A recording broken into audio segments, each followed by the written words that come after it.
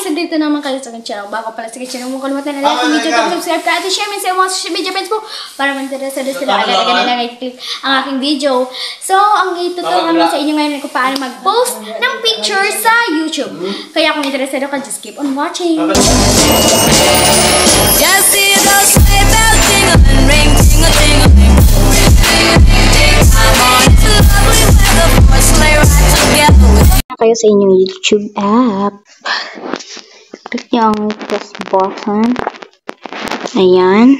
Pumili na kayo ng inyong dyan, pictures na ipopost. Ayan.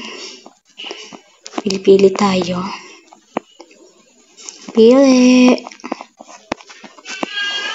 Pili tayo.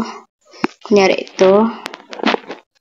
Yan. Pwede kayo maglagay ng text, filter, sticker sa inyong picture. Then, click nyo na itong done.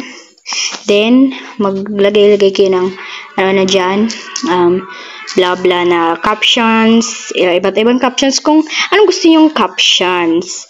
So, pagtapos na kayo maglagay ng captions and pictures, click nyo na itong post. So, ganyan lang po.